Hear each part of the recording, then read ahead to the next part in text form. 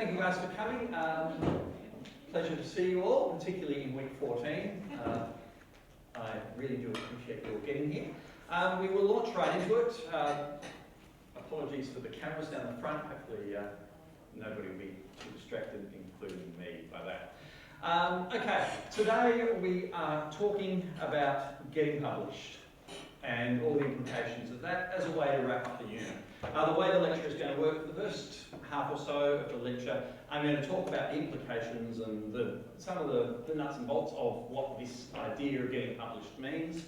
I'm going to share a bit of published stuff with you because I like you all, and then depending on how we're going for time, I'm going to leave some time open for questions and answers towards the end of the lecture about either the unit, portfolios, not portfolios, it's my other unit I'm teaching, final essays, any concerns about that stuff, and about getting published. If people have got questions about that, I'm really happy to answer them as best I can. Now, obviously, there's a huge amount to cover in a subject like this, and it's an area of writing that is constantly, at the moment, changing. What does it mean to get published, to be published, to publish something? So, we're going to start, let's just start by looking at what the term really means. The contemporary term itself, when we talk about the term published, is derived from a Middle English word, 15th century English word, which was in turn an adaptation of the French word publier, which I probably horribly mispronounced, and apologies to anyone who speaks French here, because I clearly don't, but means to make known publicly. And that's a really quite powerful idea. That's what you do when you publish. You're making something known publicly. And while the pronunciation of the word may have shifted across cultures and across time and been butchered, the meaning is fundamentally the same. When you publish something, you make it known publicly. And that's an act that has some fairly fundamental implications in terms of the responsibilities that come with it. And so perhaps the first and probably most important questions I think every writer of anything, poetry, prose, haiku, policy, whatever, needs to ask themselves three key questions. Why do you want to be published? That's a really fundamental one, because it is one of these things people will say again and again, I really want to be published. And often when you ask why, people don't have an answer. What do you want to announce publicly? Why is it worth putting out there? And you think about your Orwell, your George Orwell there, and he's obviously very clearly worked out his four reasons, his four motivations for wanting to announce things and why, and where and how do you want to be published. Now obviously, the answers to these three big questions are going to vary immensely, depending on who you are, why you're writing, what your context is, social and cultural forces. And that's one of the reasons I think they're really important to have answers to clear, at least in your head, before you sit down and you start this sort of writing journey. Because the answers to these three questions will shape pretty much everything about your writing. They'll shape what you write, how you write, what you choose to write, what voice you use, who you choose to show that writing to, how you go about developing it, how you motivate yourself to get yourself writing. And I would imagine that with the weekly writing tasks this semester, a number of people have run up against the motivation question. And that's why I think these are really handy, really powerful questions to have answers to, because they help you identify your ideas. And they'll help you identify the ideas that you really want to commit your time and energy, and let's face it, possibly your reputation to. Because it is important to remember that publishing anything is a powerful act. You might remember, I just want to talk about this question of power for a moment. You might remember right back at the start of the semester, we talked about the moment when writing starts, about the potential power implicit in a child setting down their first words on paper. And I put up a bit of my early writing. And we talked about the fact that often that moment goes unremarked and unrecorded and just sort of happens. Well, I'm going to share something with you here. I had a birthday recently, and I'm looking good for 23. Oh, thanks. Had a birthday recently, and I got the best birthday present I have ever received. There it is there. That is from my 4.5-year-old son, and that is the first writing he has ever done. He's been able to write his name for about 6 months, but this is the first cohesive, and he insisted on writing it himself with his mum. There's about an hour and a half's work right there. And it's amazing the power of that moment, because it's the start of a journey for him, and it's the start of a journey that obviously is going to mean something to me. So that's a powerful moment. You might also remember that at the start, in the first lecture, I put up a number of slides to illustrate the point that writing is a powerful act. This is some of them here, sort of in terms of the historical context of it, the political context of it, the spiritual context of writing, that people use writing in very powerful ways. I would make the point that the same point applies to publishing. Publishing writing is a completely powerful act. Writing is a powerful act for the self. Publishing is a socially powerful act. Here's one of the other slides I put up, not that one. That one right there. Now think about what the publication of that book has meant for the shape of human society, for the shape of the 20th century, in very fundamental ways. Has anyone actually read Mein Kampf? No? I've read bits, I've never read the whole thing. It is, by all accounts, a badly written book. It's not well crafted, it's overblown, the writing is laboured, it's full of hyperbole, and yet the act of putting that particular book, badly written though it may be, into the public eye, publishing it, has had and continues to have profound and fundamental implications. So it's worth remembering, I think, that while for many people, and it brings us back to these questions, while for many people the act of writing can be a genuinely powerful one, it's often for the self, it's often internalised. Often writing, as you will probably experience this semester with activities like, write about someone you know. I know a few people in my tutorial group really had some questions about that one, and we've sort of discussed it at quite length. Writing will often require you to visit and confront some really uncomfortable elements of who you are, of your own identity. And I think it's worth remembering that while writing can be an act of private empowerment, and we talked about that when we talked about diaries and journals and we looked at Virginia Woolf, the act of publishing is an act of public empowerment, if you like. It's a powerful and political act, and it can have, and in many ways, that go back to the root of the word, announcing something publicly is powerful, regardless of what it is that you're announcing. You're putting your name and your reputation and your identity behind whatever it is that you've written. And that's why I reckon that those three questions, what do you want to publish, why do you want to publish, where and how do you want to publish, are an essential element, a foundational idea, if you like, of any sort of career in the writing industry. So, let's talk a little bit about the writing industry, in inverted commas. Hopefully, over the course of the next few years, many of you will be involved in one way or another with writing. In fact, I would guarantee that all of you will be involved with writing in one way or another. We'll get to that sort of towards the end of the lecture. But hopefully some of you at least will be involved in the writing industry. I know a number of people put in pieces for the first anthology this year, which is fantastic. That's getting involved in writing and in the writing industry. It's publishing something, putting yourself out there. And I really hope people do, because writing is a vibrant and important area of social discourse. It's how people write when they want to communicate ideas. It's how people communicate ideas, rather. If they write them down, they publish them, they make them known, and they open them to discussion. And so I want to look at some of the nuts and bolts of getting published and the implications of it. I'm going to look from a slightly personal perspective. Let's start with the biggie, the novel. Because for a lot of people, and not everyone, for a lot of people, writing a novel is sort of the ultimate goal in terms of being published. So in terms of getting your novel published, I think probably a good place to start would be with the advice from Somerset Maugham. He says, there are 3 rules for writing a novel. Unfortunately, no one knows what they are.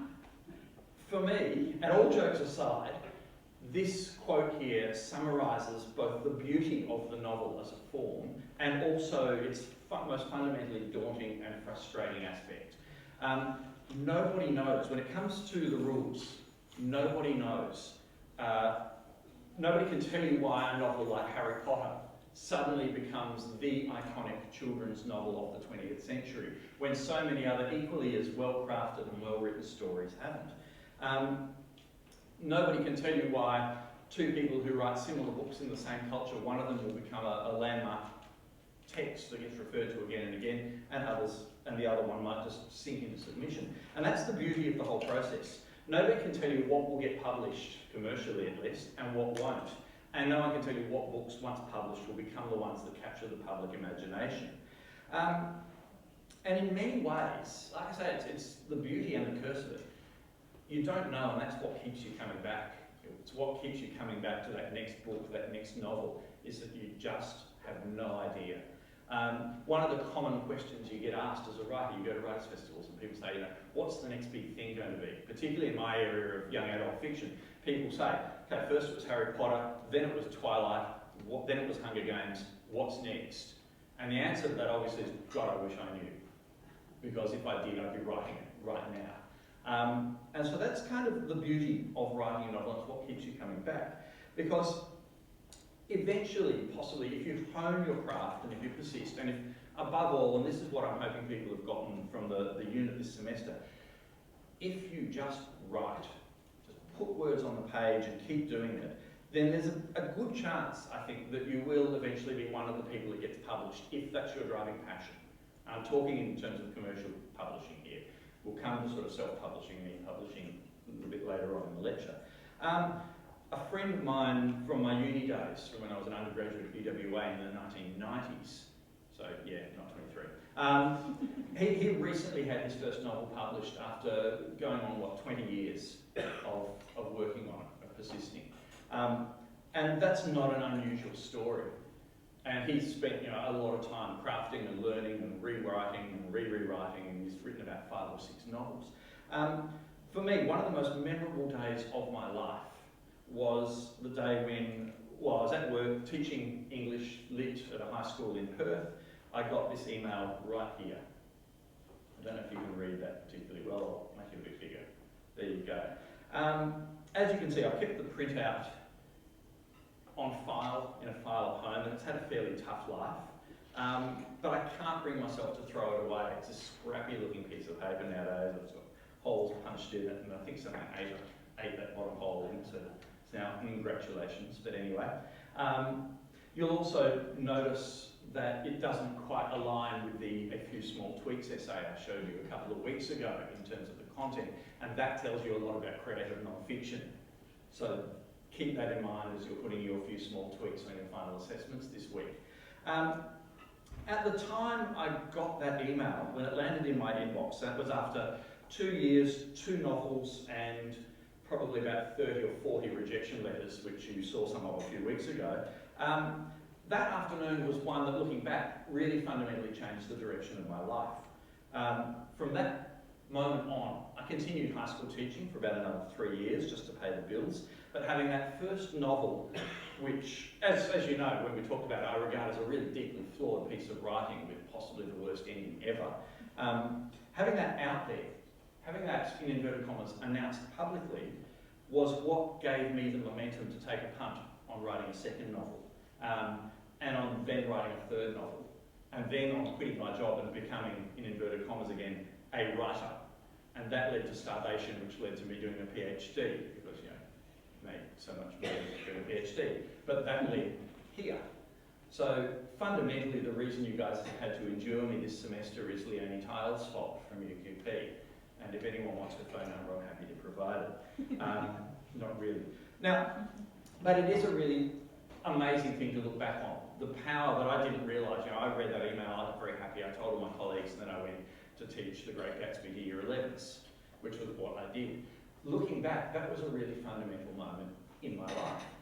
Now, of course, it's also important to note, I think, that this won't necessarily be everyone's ambition, and possibly with very good reason.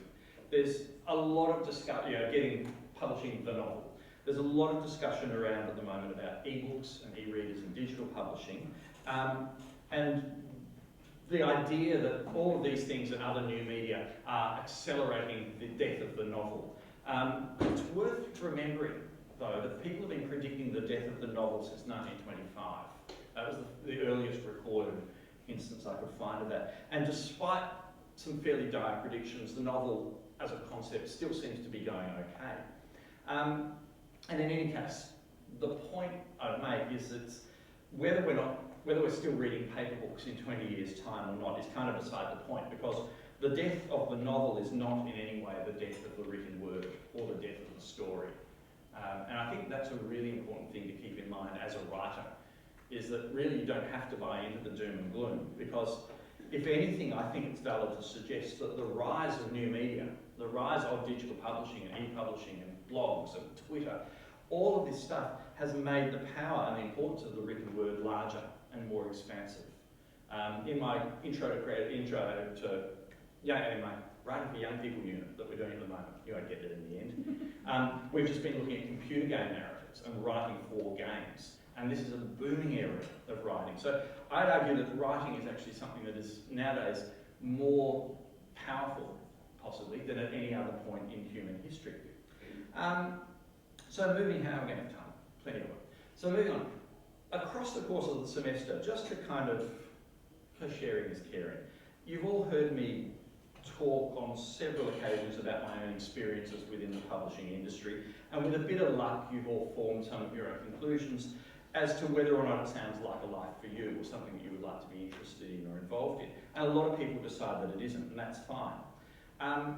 But it is important to remember that nowadays the term publishing is far more broad than it's given credit for, because of the number of mediums through which you can get your writing out there.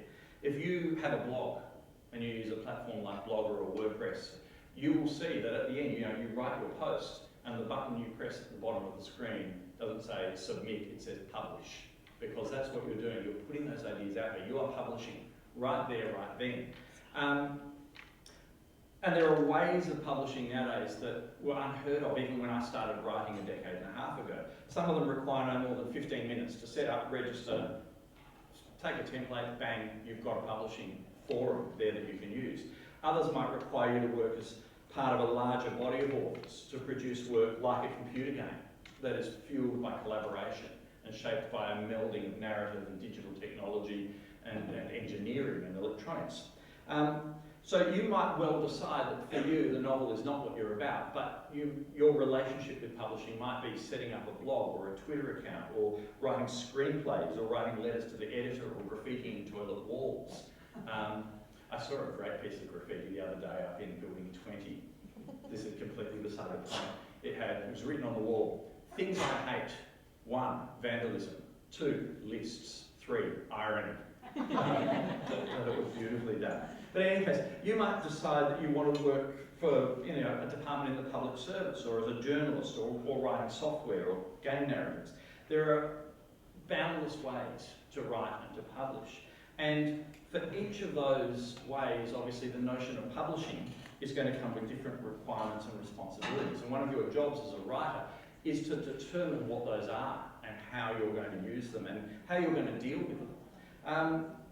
For me, my relationship with the book industry and my relationship with being published continues to be one of the big driving creative forces in my life, and one of the great joys of my life. Now, I mentioned a couple of minutes ago that throughout the semester, you guys have heard me talk about, at length about being in the publishing industry. I've showed you some of my rejection letters and readers' reports and critiques and that sort of thing. You've seen some of my early drafts that I would not normally show anyone, my writing journals. The one thing that I haven't done this semester is actually read you any of my published writing. And there are a couple of reasons for that. The main one being that it always seems wanky.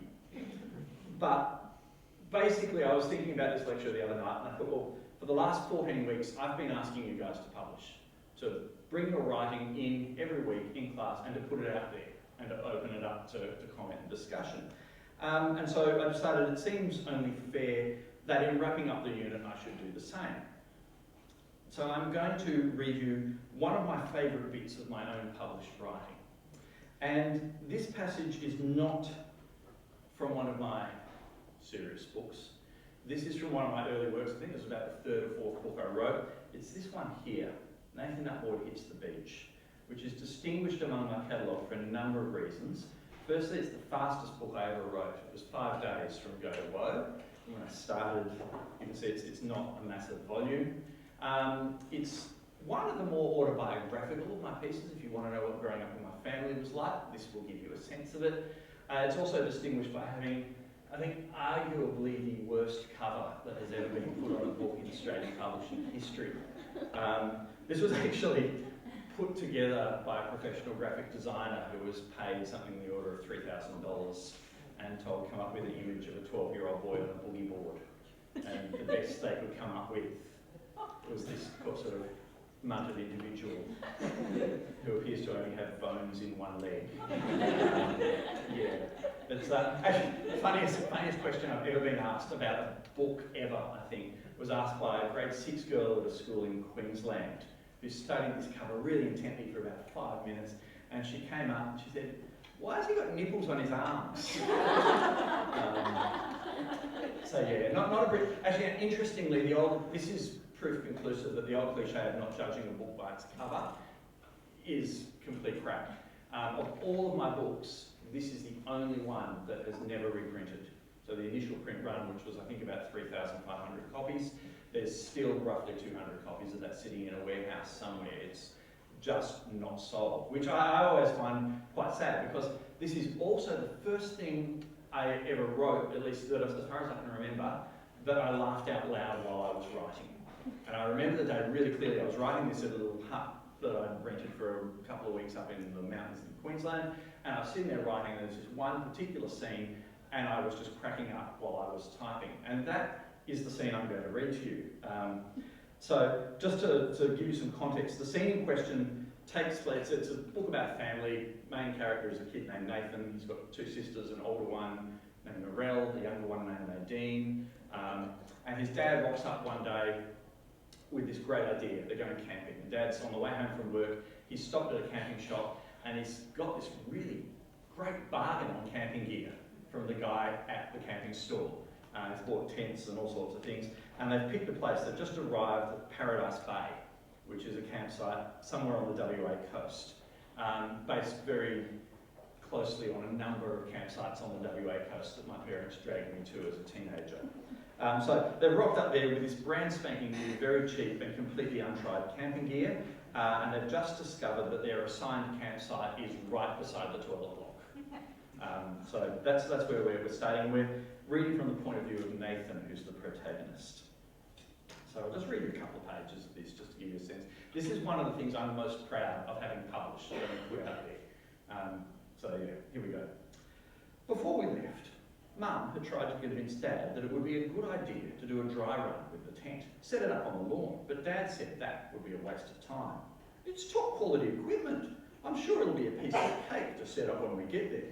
Besides, the salesman told me there's full instructions and diagrams inside the bag. So, when Dad unzipped the bag, naturally, he wasn't at all surprised to find the instruction book right there. He was, however, a bit shocked to discover that it was all in Taiwanese. That can't be right. There must be some English instructions somewhere. Give me a hand here, Nath. Together we turned the whole bag upside down and gave it a huge shake. Everything fell out. Tent poles, pegs, bits of rope, all in a massive tangle on the sand. The two of us spent the next 10 minutes sorting everything into little piles, and in the middle of this, I found a sheet of paper folded up between 2 poles.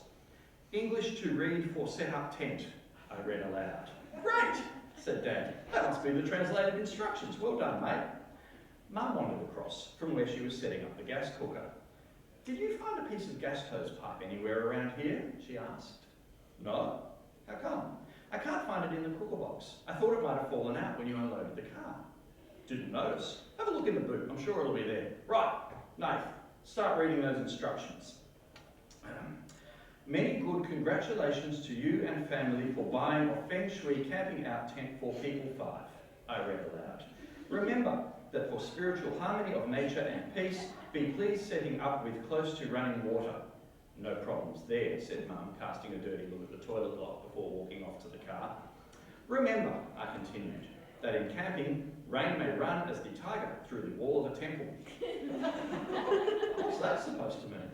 Dad looked at me, puzzled. I don't know. Skip down. Read further on. I ran my eyes down the page. Grass may be green when laying out of tent, but spirit will die if grass not watered. Right? That's what it says. Read another bit. If tent is inflicted with bad spirits, then using of bamboo towards the rising sun may be help. Do not be setting where panda feeds. Dad was starting to look well and truly worried. Mate, I'm getting the feeling we might have to nut this out for ourselves. Are you sure there's nothing in there you can make any sense of? I ran my eyes quickly over the rest of the page. Apparently, if we set the tent in the year of the monkey, then our ancestors will come back from the dead. Is it the year of the monkey? Dad asked. I don't know. Dad plonked himself on the ground and scratched his chin. He was still sitting there when Mum came back. I'll stop at that. But anyway, that was, the first scene, and it came from actually a camping trip that my wife and I went on when we were first going out, and we sat there one evening watching a group of British tourists who'd obviously just been to the camping shop, bought the tents, got them in the car, driven 7 hours, and this family were then trying to set up their tent at about 6:30 at night, and it just was not going well. So I guess really, sort of concluding the unit, that's kind of it from me and from Paul and Kavitra and Ben. You've all been now officially introduced to creative writing, which is good. We've set up a meeting, we've thrown you together, there's been a bit of initial flirtation, and now I'm hoping that you've really hit it off with creative writing. I'm hoping that you're all finding yourselves in the first bloom of young love, and you're all infatuated, you're boring your family and friends by incessantly talking about the new love in your life. You're feeling slightly guilty when you're not writing because you're apart from one another. You're neglecting all your past loves, things like socialising and eating, and so that you can spend quality time together. And I'm hoping that for most of you, this introduction to creative writing was not like one of those really awkward blind dates where you realise in the first 4 minutes that it's just not going to work, and then you've got to endure 3 hours of talking about the weather. And you don't want to do that because that's a cliche, and cliches are bad, and you know that because you're writing. But if that's you, I'm really sorry. It's just, some dates should never happen. For the most part, I'm really hoping that you'll all leave this unit quite fired up and inspired and really raring to write, and to write whatever it is that takes your fancy. Today we've talked about novels, but whatever, fiction, non-fiction, journalism, blogs, zines, a series of books set in a wizarding school.